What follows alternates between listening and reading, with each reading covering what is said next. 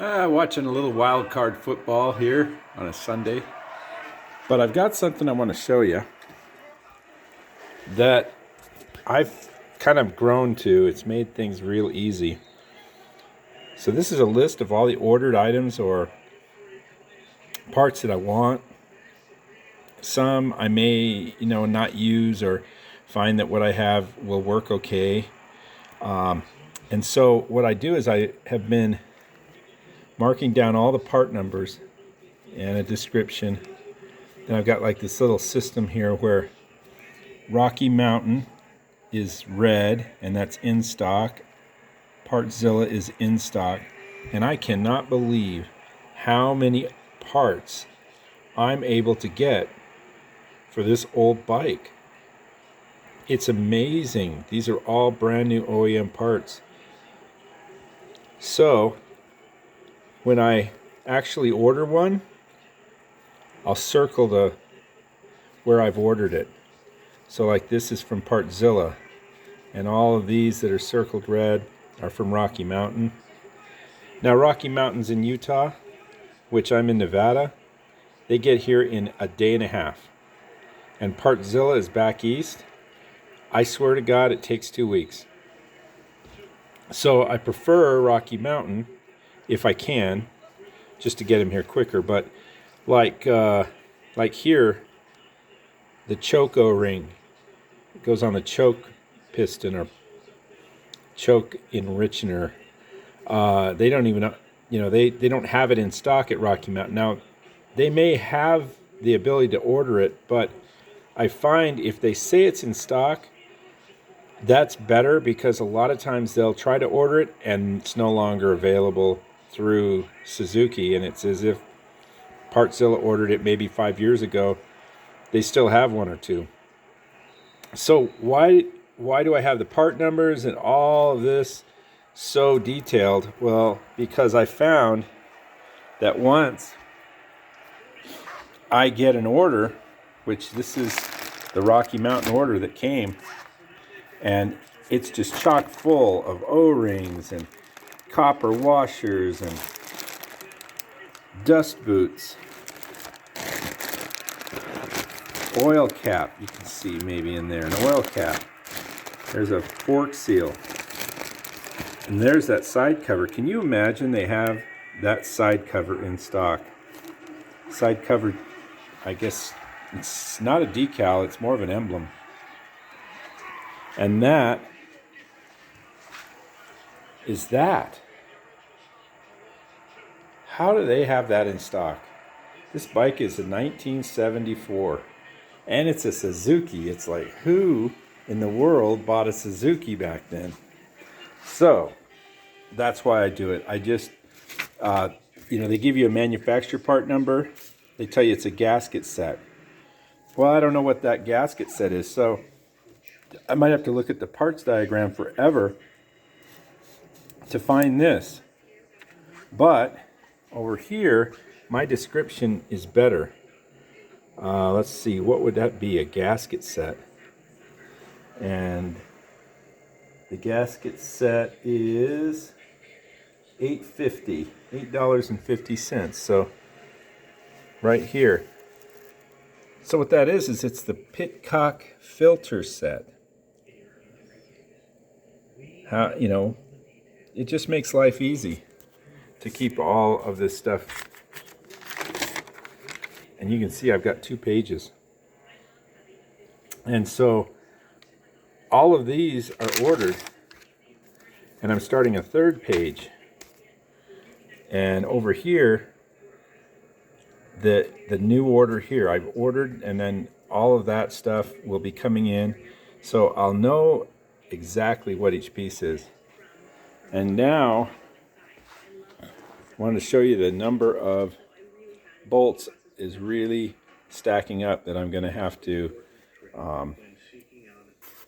plate. This is all the stuff that I'm going to plate. And this will come out beautiful. This is going to be plated in the zinc plating with a blue chromate on them. And then this, as you can see, is the gold chromate. So there I am there.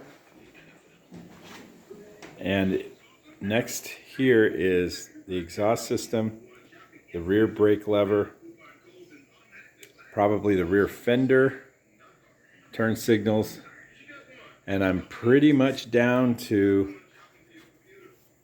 the motor. And I'll have the motor out while the handlebars are still on it. And I'll take off the forks and the steering stem. We've got everything ready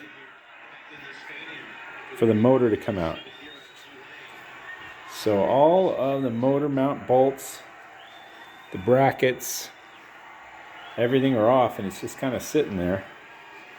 And this is kind of a daunting task to do with one person, but I did the KZ650 by myself with some, massaging and some come-alongs. I also have this mounted to my ceiling so I can lift up. I can lift pretty much half the weight or more of a big bike with that. It's really solid. So anyhow, I'm just going to lift it up and out. Everything else is off. Rear fender, all the brake apparatus, everything's off, so we're ready to get the motor out. That wasn't bad at all. Just brought it down so I could kind of grab it. And it's not heavy. It's probably maybe 50 pounds. Come out with no problem. So I'm going to start to disassemble the frame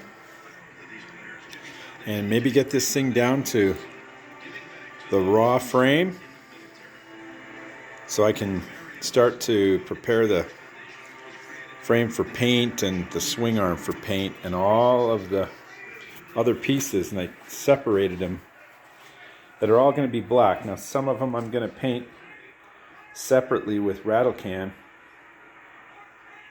and then other things obviously are going to be the frame.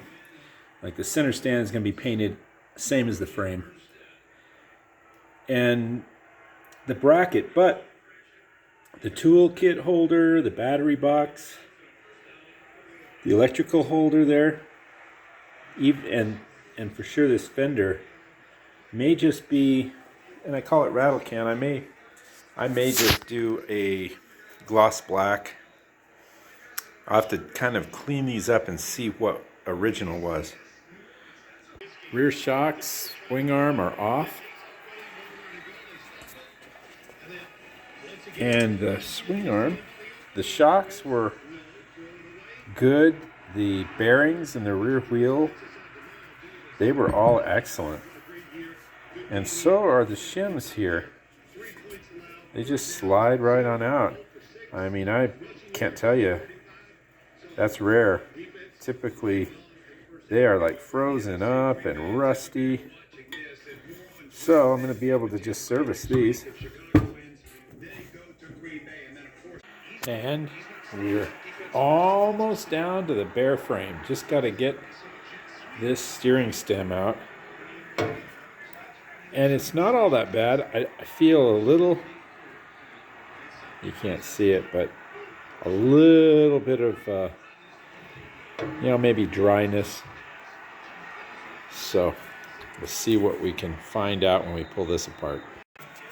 They're a little bit rusty. Yeah, that's probably going to have to be replaced. Well, it's completely stripped down now. And I've got these threads got all retapped. And they were boogered up. I don't know what happened. I think maybe someone tried to take this bottom piece off and they put different bolts in or something, because everything else looks so original. Like, the bolts here and the bracket for the engine, all the engine bolts, nothing has ever been touched. They're brand new. When you break them loose, their plating is brand new. So they've never been out. That motor's never been out. And here's the steering stem after it's cleaned up, and there is no pitting or anything in that, but the ball bearings have a little baby bit of pitting. So I went ahead and ordered a new set of bearings, although I think I could have just put this all back together and it would have been fine for the use I have. You know, it's not going to have any high miles. It's just going to be, you know, around to shows and things like that. And so we're at the stage here where we've just got everything kind of separated. Here's a lot of chrome stuff, some bigger stuff, some stuff that needs polishing, and just kind of in the way that it came off the bike. And electrical and other parts, the oil tank, gauges, and an air box, and the seat cover came in, so that's exciting. And I'm going to have to work with this foam a little bit. You have to build it up in the areas that the sun kind of wasted it, but it's a pretty thick seat cover, so it should cover all that. And there's the motor and all of the parts that need to be painted black. So now I wanted to show you the Kawasaki section. Here is the cafe racer I built a couple of years ago, and the 1000 that I built a few months ago. And then the last project, which is the KZ650, which I just finished. And that allowed me to start on the GT185. So what I wanted to show you is I did a comparison of all these polishes. And it's just the polishes that I've used. We've got the Blue Magic Metal Polish Cream, the Mother's mag and aluminum polish. This is the cooktop polish I use for my needles, seats, you know, and the carburetors. The chrome polish, which is Mother's, which works, all of these work really well for what they're specified for. And what I was attempting here is to see if I could get away without re-spoking this whole wheel. You can see that they're faded. You know, they're little, they've got a little oxidation on them, and enough to where they just don't have any shine. And so you can see, maybe you can see this spoke right here. Maybe you can see the difference in the shine. I think you can. That was with the Blue Magic. And then this one here, maybe you can see how it shines a little more than the ones in the background. That was done with the Mother's mag and aluminum polish. And then down to this one, and you can see probably a little difference in shine. That was with the glass cooktop. And then finally, this one here, you can see maybe a little bit of shine. I know that the light is difficult. That was done with the chrome polish. So what I found was that all in all, under good light, you can see that they would shine again, but they won't have that really nice plating look to them. The zinc plating with the chromate. And then these, they come in kind of a yellow chromate now, which I think looks nice. It gives it a contrast between the chrome and then the blue plating on here. So when they're new, they really look brilliant. In fact, I'll take you over and show you the Kawasaki. You know, that's quite a look. Really shiny, and you can see how it's got that plated look. Not a not a chrome look, so to speak, more of a blue chromate. So I have to make the decision on whether I'm going to order the spokes for the front. I've already ordered the ones for the rear. They were affordable. The ones for the front, they're almost $100. And then I have to lace it, so I'm going to have to make that decision.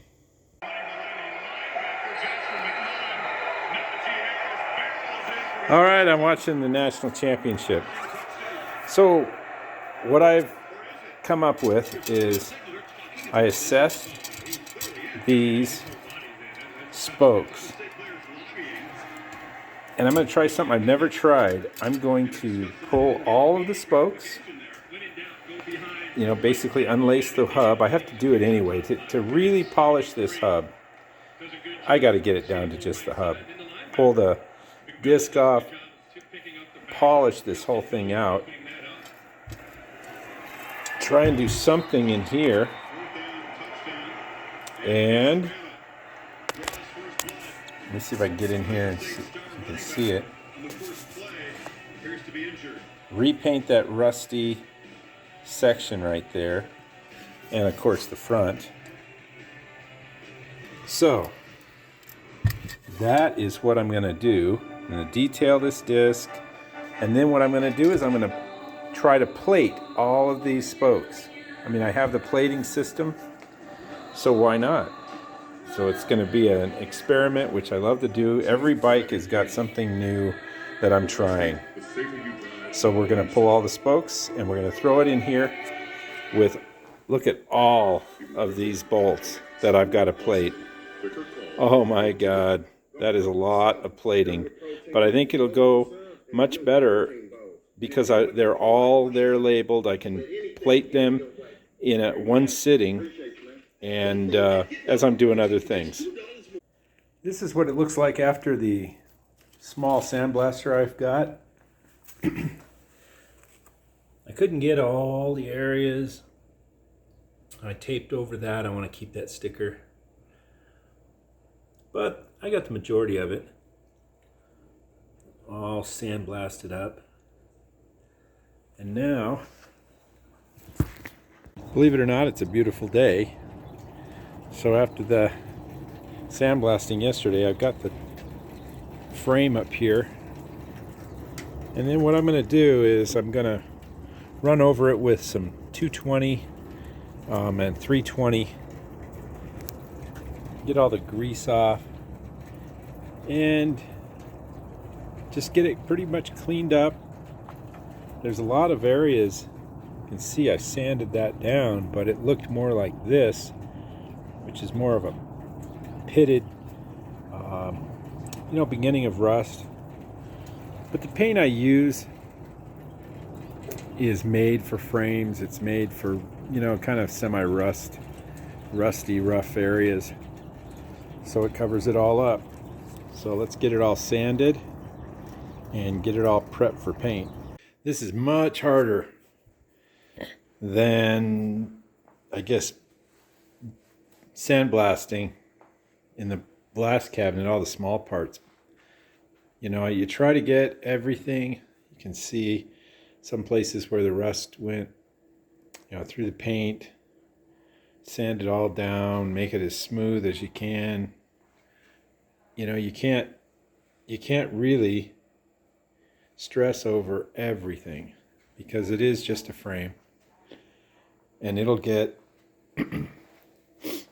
painted with a type of paint that's gonna stick to everything. And there are places, I'm sure, I don't think on this one particular, but where there might even be dirt. You might think that it's a weld. You might think there's a little ball or little round dot that's, the molten welding, but it's really just a pile of dirt. You can paint over it. I mean, it's not perfect. And I won't take anything to anyone if I can do it myself, because if I had to wait for this to be sandblasted, probably 2 weeks. And that's being very, very hopeful. I think after 2 weeks you have to call. And then after you call, they get back to you a couple days later and tell you that you're second in line and something came up. I just rather do everything myself. So I've got to get these races out. Still don't have the new bearing kit, although I think it's really close to coming.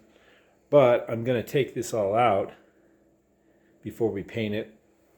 Tape off this original sticker here, take off the fork lock, and then tape whatever little places that need to be taped, which are right there.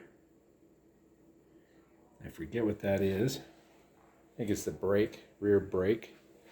And these shock mounts, these are needing to be taped off, but I think that's about it. And then we'll paint. I'm gonna maybe paint the frame separate. I don't know yet. I'm just gonna get going on it. And I've got to figure out how, let me get you over there, if I need to prep this stuff. I mean, there's no way that I'd have to prep it because it's not rough enough for the paint to stick to, because it's rough with the blasting. But it could be that the metal, I might have to put a metal primer on it. But, you know, there again, it's not a tank, it's not a side cover. I'm going to look up, try to research that a little bit, and then let's get this stuff painted. Before we can paint this, we've got to get the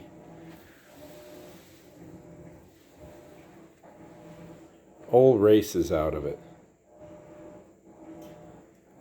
Now this is a great tool. I've used it many times, but this is a much smaller steering head, and that's not even going to go through that hole. And I've tried. So, the good old-fashioned way, a sledgehammer and a large,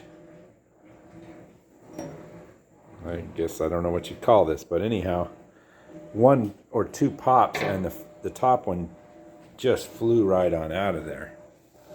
So we'll be getting that top one or the bottom one out next.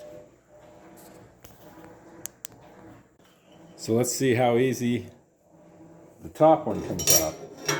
It's a nice ridge there.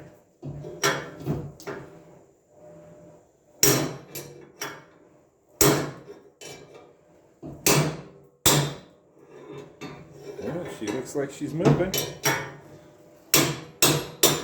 And there it is. It's much easier than most of the time. They're a little harder than that to get out. So I don't know what's more expensive, brake cleaner or lacquer thinner. But, so whatever I have handy, I'm going to clean out this area here as good as I can prior to painting it.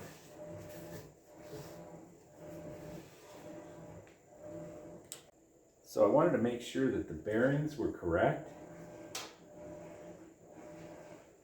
So I pulled the upper. The upper is a smaller one. Real nice bearings. And they're NTNs out of Japan, so they're not even Chinese bearings. They're very nice. And that fits in there. That's the right size.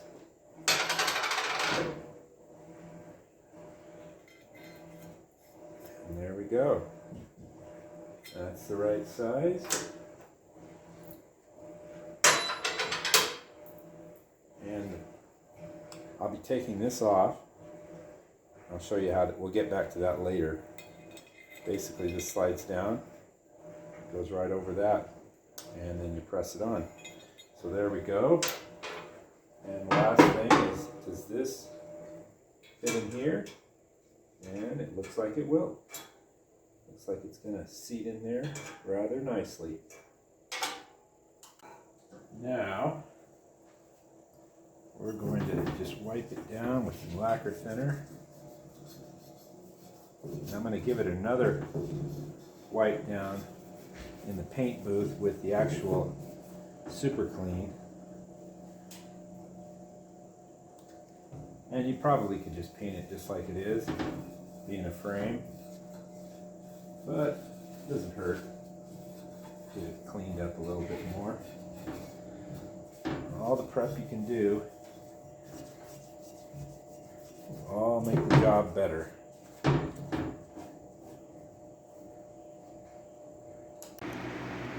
I've got it all the way up so I can get the bottom, and I've got it taped off. I usually paint my frames with chassis shield. That's what I've been doing it up to this point in, and it's worked out really well. But I also did my GTO in this rust shield on the frame. So we're going to try the rust shield this time on the GT185. We're also testing a piece that's been sandblasted, and I just wiped it down with some lacquer thinner.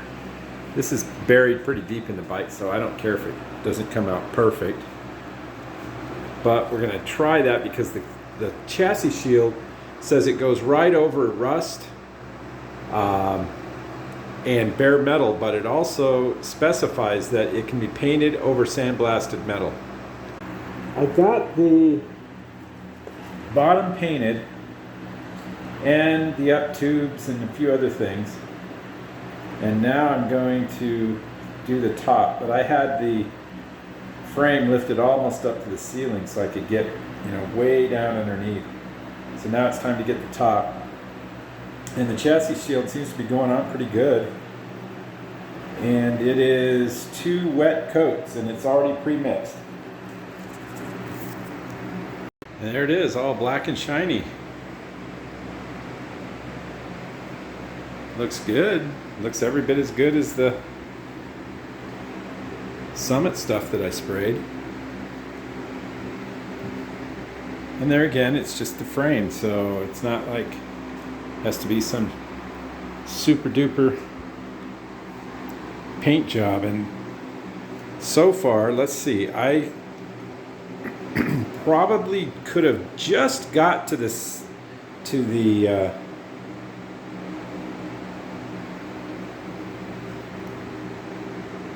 it's a little dry there. That'll come out.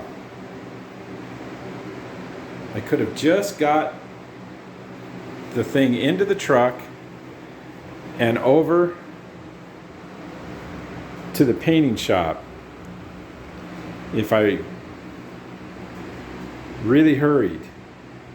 But this option is that I've got it painted, and tomorrow I can take it upstairs. So I think I'm cutting out a lot of time. I know I am. Now the other thing is,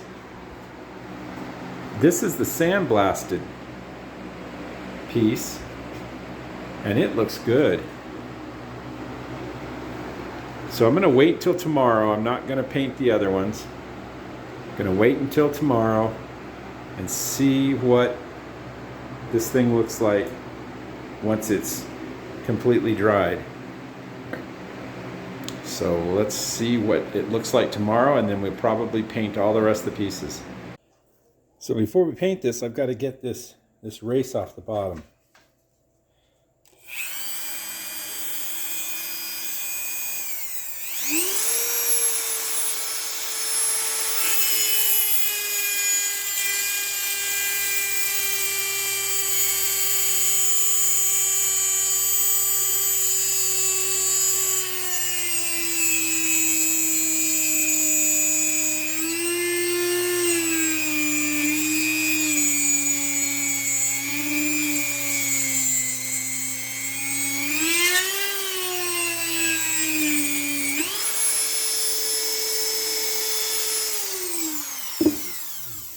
see if that's deep enough.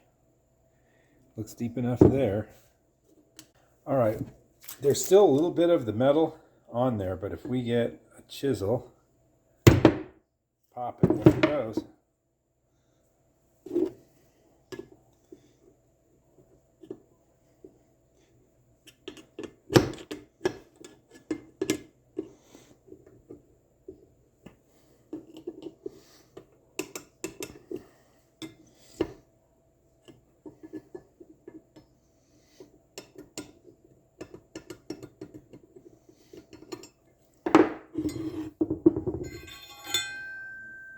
There it is.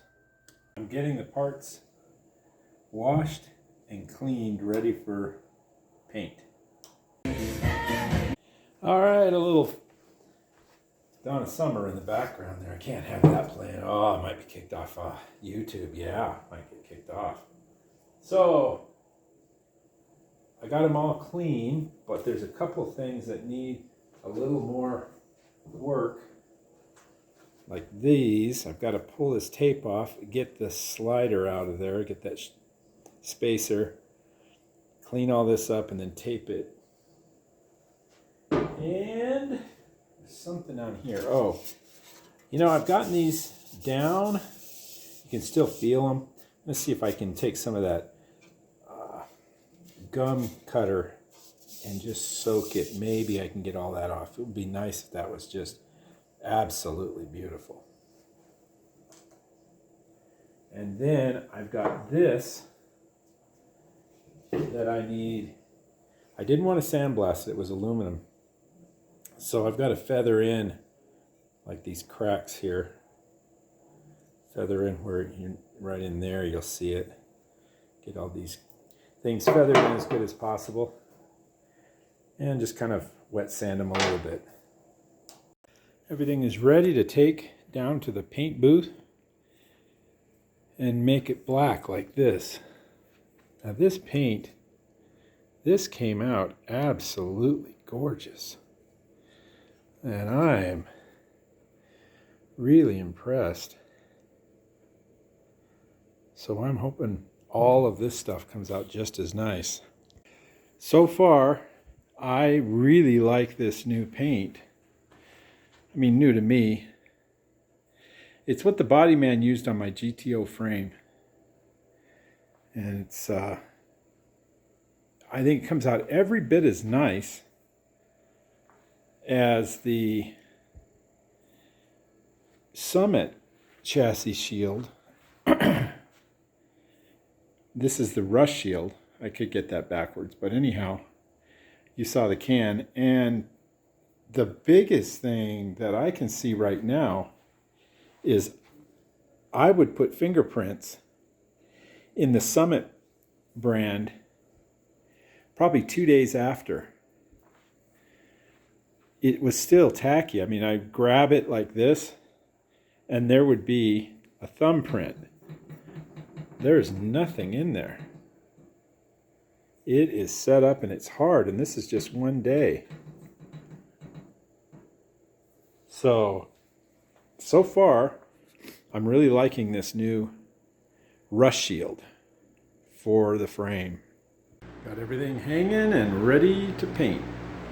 So it's time to start with the bolts and the plating process. So what I've done here is I've taken out the, I call it the corn, and I put in the triangles, the green triangles, which are a little more abrasive. And I did get a bag of this other abrasive, and I mixed it in, and I also put in a bottle of Lime Away. So we need to get our first batch in here and then move on to the plating. These came out of the corn. They were in that. And I can see I'm still going to need to do quite a bit of work on these. These aren't looking too bad. I think the chrome polish is going to take care of a lot of this stuff. And, you know, some's just not going to, I mean, I'm just not going to, there's no chrome left on that. So I don't know. I've got a question in my head of whether I want to actually send out some chrome pieces. That's going to be a tough decision. So, got these out, and now I need to start with the bolts I'm going to need in at first. Now I could actually plate these. I have a new set that's in my pile here, a new set for, I believe, the rear, and I think these are the front. So I don't know. I'm going to go back and I'm going to look at exactly how, I've got them kind of lined up in order of how they came out, so forth. I think the first bolts that I took off were the seat. And then like some of the last was the front axle. So to keep them all organized is the tough part. So I'm going to get these out of the bag, into the vibrating cleaner, and work on getting the plating started so I can start reassembly. The stickers also came in for the GT185 side covers. I didn't realize that I had run over so far on time on this segment, so this is really a natural spot to stop and go into a next part, whatever it is, part 3 or 4, and that'll include plating, and you can see all the different things I've got to break out and get all bubbling and get everything ready to go for the plating. And it's also a natural spot here too, because all of the parts are all painted and they look beautiful. And it's my fault, basically, trying to do too heavy a coat probably, but it's the first time I've used this. I mean, you can see a little bit of orange peel in there, but that settled down overnight and it will continue to settle down. Got everything ready to go back together. And there again, it's the frame, you know, it's not that big a deal, but that is one drawback of this SEM rust shield. I don't think I had quite as much orange peel. Now, the other reason this could have a little bit of orange peel to it is that I didn't wipe the, I washed with soap and water, but I did not wipe all these down. And I don't know. I mean, there's not a lot of orange peel in there. It's pretty, it's real nice. Pretty flat. I mean, there's areas that are flatter than others. You can see the orange peel in those two. But I think once it's on the bike, I don't think you're going to see any of it. This came out just flat as all get out. I mean, it's just really, really pretty. And I spent a little more time and I sanded this a little more because this is right up in your face. So it's just a good time to stop and end this segment and look for a chrome plater. So if those guys over in Shingletown have any ideas, now I know they chrome plate their teeth. I remember Joe talking about One-Eyed Jerry. He actually chrome plated his front 2 teeth. So I know they probably got a pretty good idea of where I can get some affordable chrome plating done. But until the next time, please ring in with your chrome platers, who you have, who you use, because I know that this, if it wasn't for this right here, this plate is right up in your face. And I'm not going to get that down. It's going to look okay. And that may be what I'll do, but I think it's time to actually do some chrome plating. So whoever did Jerry's front 2 teeth, ring in, Joe, and let me know. So I'll see you on the next video.